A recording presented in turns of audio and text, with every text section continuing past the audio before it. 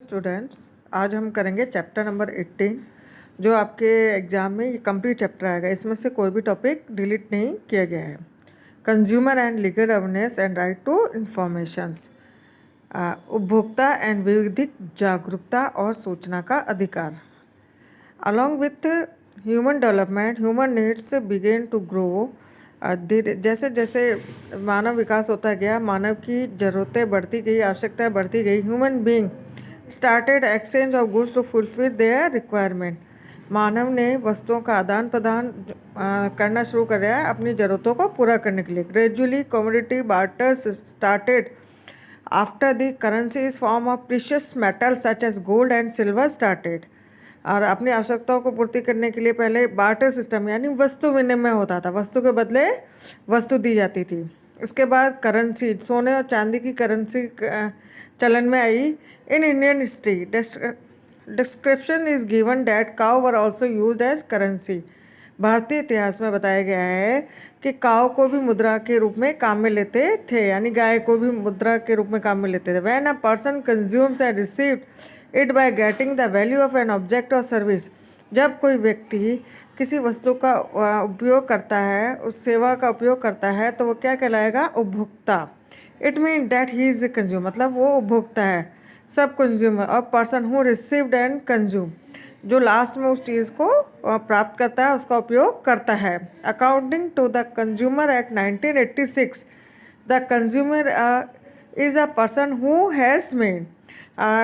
According to consumer act 1986 के according person आप किसको कहेंगे? Payment of the value who payment of the value of any item और service और has promise to do so. किसी भी वस्तु का जो लास्ट में उसका उपयोग करता है, उसका भुगतान करने का वचन दिया जाता है, वो भुगता कहलाएगा। मतलब कोई चीज़ उसने उसको उपयोग में ले ली है या उसको बाद में उसके पैसे रिटर्न करने का वो प्रॉमिस करता है। फिर है a partial payment of the reward, या और has committed a partial payment, कुछ पेमेंट कर दिया गया हो, कुछ को बाद में करने का वादा लिया हो। Payment promise as per the late payment method, या किसी वस्तु का लेट पेमेंट करने का वचन दिया हो।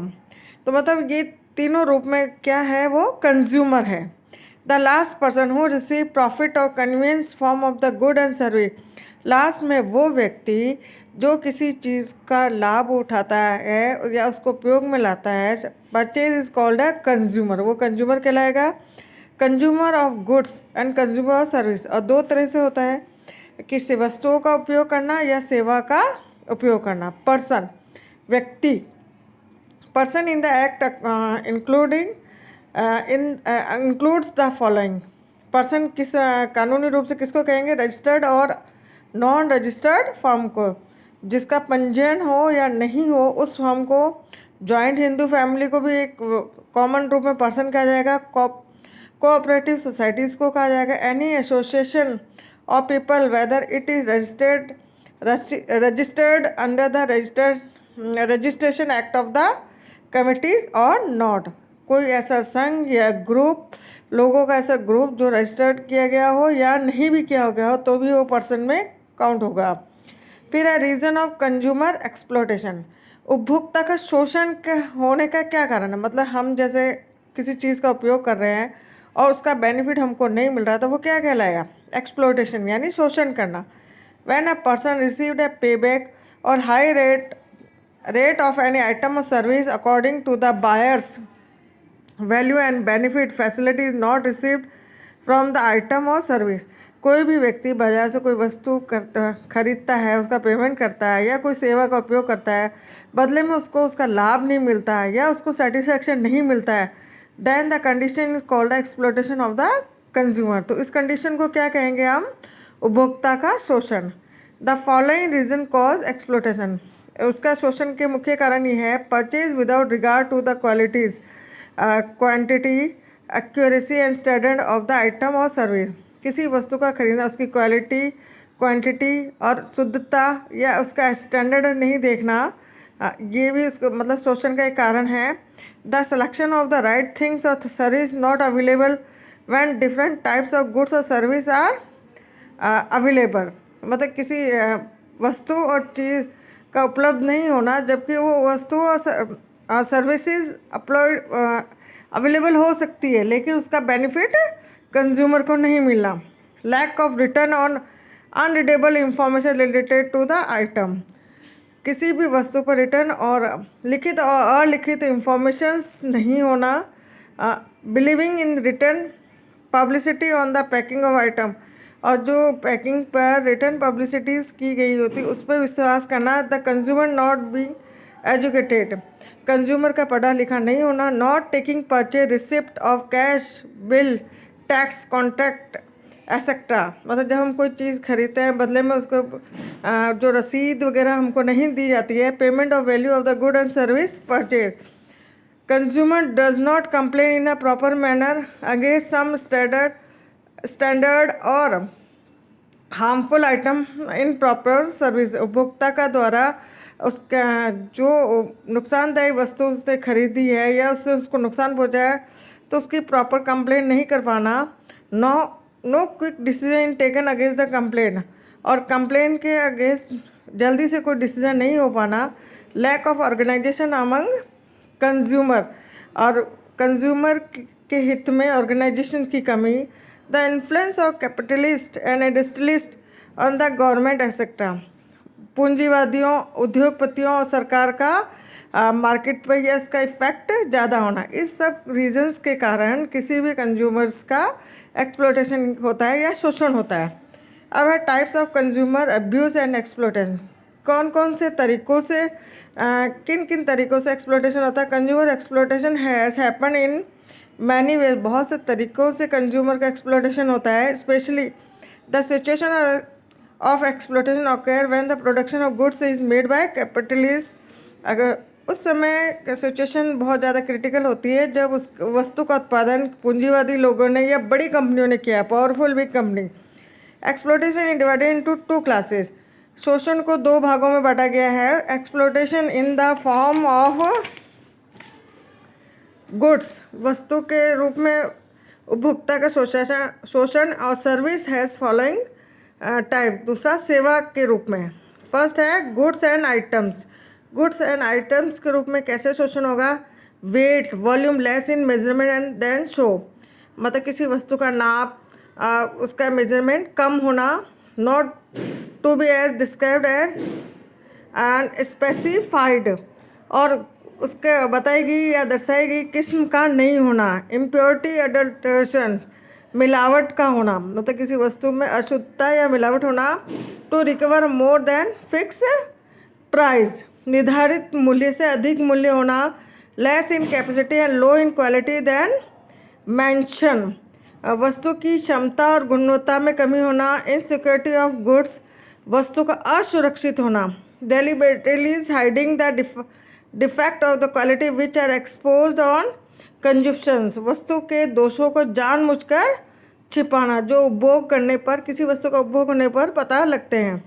Bye creating artificial shortage of item और goods, compelling consumer to buy more products at increase value और पुअर क्वालिटी गुड्स एक्सेट्रा, वस्तुओं या माल का को कृत्रिम मतलब आर्टिफिशियल तरीके से बता दिया जाता है कि शॉर्टेज हो रही किसी मार्केट में, किसी चीज़ की शॉर्टेज बताकर घटिया माल मार्केट में लाकर बेचना और ख़रीदने के लिए उपभोक्ता को मजबूर करना। इस तरह से उपभोक्ता का शोषण किया जा सकता है। सर्विस, सेवा के रूप में। Not providing quality satisfaction on the time पर सर्विस कंडीशन, सेवा शर्तों के अनुसार समय पर गुणवत्ता युक्त या उसको कंज्यूमर को सेटिस्फाई नहीं कर पाना। इनसिक्योर रिडेम्पशंस ऑफ सर्विस, सेवा या असुरक्षित या दोषमुक्त होना। डैमेज ऑफ फैसिलिटीज़ और एडवांटेजेस, सुविधा या लाभ के स्थान पर हानि पहुंचाना। Cause physical mental and intellectual loss etcetera, शारीरिक मानसिक बौद्धिक क्षति पहुंचाना आदि। अब है कंज्यूमर राइट, उपभोक्ता के क्या राइट्स हैं। Consumer protection area is considered to start from the state of goods act 1930 में ही कंज्यूमर के प्रोटेक्शन के लिए एक सेल ऑफ गुड एक्ट बन गया था। After which consumer protection act 1986, उसके बाद 1986 में कंज्यूमर प्रोटेक्शन एक्ट बना, पास किया गया सरकार के द्वारा। The purpose of this act is to be provide maximum protections of interest to the consumer. इस एक्ट को बनाने के पीछे मेन रीज़न था कि अधिक से अधिक उपभोक्ताओं का हित देखा जाए। The provision of the following powers has been made to conserve to enhance the consumptions of consumer section. और इस उपभोक्ता हित के लिए कंज्यूमर सेक्शन 6 में आर्टिकल या एक्ट 1986 में बताया गया है। पहला है right to protections against scarcities of good. वस्तु की जो नुकसानदायक या संकट में जो माल है उसके विरुद्ध उपभोक्ता को सुरक्षित रखना। Consumer have the right to provide protection against the marketing of good and service that create risk of their life and property. ऐसी वस्तुओं से या ऐसे सामान से कंज्यूमर को सुरक्षित रखना जिससे उसकी जान और माल को नुकसान हो सकता है। जैसे कि एग्जाम्पल अडल्टर्ड आइटम, जैसे मिलावट वाले जो आइटम्स होते हैं खाने योग्य, वो किसी भी व्यक्ति का जान जोखिम में डाल सकते हैं। जैसे dangerous for life and low quality cement. अगर लोग किसी मकान में लो क्वालिटी सीमेंट को यूज़ किया गया है तो वो भी क्या है कि मकान नीचे गिर जाएगा, तो is is dangerous for life and property. Second है right to information. Consumer has the right to information from the producer. किसी भी व्यक्ति को राइट टू कोई भी सूचना जानने का अधिकार है प्रोड्यूसर और सेलर से regarding the properties, quantity, accuracy, standard and price which the goods item और परचेज। यदि कोई व्यक्ति कोई सामान खरीद रहा है तो उसको उसके बारे में उसकी शुद्धता, गुणवत्ता, उसकी कीमत जानने का पूरा अधिकार है। फिर a right to get different types of goods at different competitive values. किसी भी व्यक्ति को अलग अलग वस्तुओं में से किसी भी मतलब कंपटिटिव प्राइस से किसी भी चीज़ को वो सेलेक्ट करने का अधिकार। मान लो आप मार्केट में टीवी खरीदने जाते हो, उसके कंपेयर बहुत से अलग अलग कंपनियों के टीवीज़ की प्राइस, उसकी क्वालिटीज़ देख के आप परचेज करेंगे। For the benefit of consumers various types of goods item supplied by the government. बहुत सी वस्तुओं को सरकार के द्वारा निर्धारित किया जाता है, बनाया जाता है। And the authority at different price in the market, और उनकी डिफरेंट प्राइस फिक्स की जाती है so that consumer can buy goods of their choice. तो कंज्यूमर को ये राइट है कि वो अपनी चॉइस के अकॉर्डिंग कोई भी वस्तु खरीद सकता है। Monopoly of goods can be limited. किसी भी चीज़ की मोनोपोली नहीं रहेगी मार्केट में, जैसे एकाधिकार नहीं रहेगा। Right to hearing before proper forum. किसी भी फोरम के आगे उपभोक्ता को अपनी बात कहने का अधिकार है। मतलब एक तरह से कोर्ट टाइप है, ये कोर्ट होता है। जैसे द नेशनल काउंसिल यानी राष्ट्रीय परिषद has be given the responsibilities of giving the assurance to consumer. जो उपभोक्ता को ये अश्योरेंस या विश्वास दिलाती है कि उसके साथ किसी तरह का कोई गलत नहीं होगा। They will have to right to hear before the appropriate forum and such forum will give attention and considerations to the consumer। मतलब कुछ फॉर्म्स जो उपभोक्ता की प्रॉब्लम्स को सुनती है उसके बारे में निर्णय देती है। Proper forum to consider the problem of consumers. फिर है right to receive reward against unethical exploitation. अनैतिक शोषण के विरुद्ध उपभोक्ता को कंप्लेन करने का अधिकार है। Section 36 of the consumer protection act has given consumer the right to receive reward against the obstruction of immoral trade practice और एक्सप्लॉयटेशंस। मतलब इस एक्ट के तहत कंज्यूमर उसको कंप्लेन कर सकता है, उसके साथ सही बिहेव किया जा सकता है। Right to consumer education. उपभोक्ता को उसके बारे में जानकारी देना था, कंज्यूमर एजुकेशन देना। The national consumer counselling has be given the responsibility to provide education to the consumer under the protection act for their grievance. Once the people are sensitise to their right. लोगों को उनके अधिकारों के प्रति जागरूक किया जाए। And they can feel empowered against exploitation, ताकि वो शोषण के विरुद्ध अपने आप को पूरी क्षमता से युक्त समझे। By the manufacturer and traders, उनके साथ शोषण नहीं कर सके। जो वस्तु निर्माता है, व्यापारी हैं, उपभोक्ताओं का शोषण नहीं कर सके। नेक्स्ट है कंज्यूमर ड्यूटीज़। अब हमने ऊपर तो अधिकार पढ़े, तो कंज्यूमर्स की कुछ ड्यूटीज़ भी होती है। In order to avoid the exploitation और लॉस ऑफ द कंज्यूमर, भी कंज्यूमर का किसी तरह का शोषण ना हो, लॉस ना हो, the following duties should be followed while purchasing an item goods और सर्विस। किसी वस्तु या सेवा को उपभोग करते समय कुछ बातों का उनको ध्यान रखना है। Receipt of payment for the value of goods and service, paid receipt, cash, bill, tax, contract should be obtained necessary. जब हम किसी वस्तु को खरीदते हैं या किसी सेवा का उपयोग करते हैं तो उसके हमें रिसिप्ट, कैश, बिल, टैक्स, हमें सब चीज़ का ध्यान रखना चाहिए जो हमारे लिए आवश्यक है। Get the return of verbal information related to the goods item, किसी भी आइटम्स के रिटर्न और वर्बल इंफॉर्मेशन जानकारी प्राप्त करने का उपभोक्ता को अधिकार है। Focus on categorisation and quality such as, किसी भी वस्तु खरीदते समय उपभोक्ता को ISI, AG, ISO, FPO, ECO ये सारे मार्क देख के ही किसी वस्तु को खरीदना चाहिए।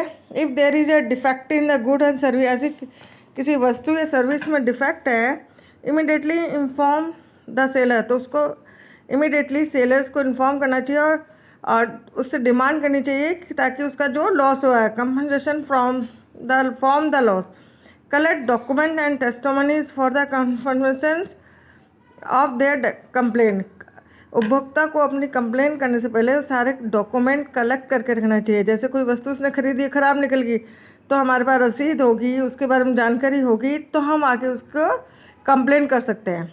इफ़ द मैन्युफैक्चरर और seller does not pay attention to the complaint of the consumer then immediately contact the consumer office, state government, consumer organisation और फॉरम। यदि कोई भी सेलर या मैन्युफैक्चरर्स उपभोक्ता की कंप्लेन को नहीं सुन रहा है तो इमिडिएटली कंज्यूमर्स ऑफिस में जो कंज्यूमर्स है वो कंप्लेन कर सकता है। स्टेट गवर्नमेंट में या कंज्यूमर्स ऑर्गेनाइजेशन और फॉरम में भी अपनी कंप्लेन कर सकता है।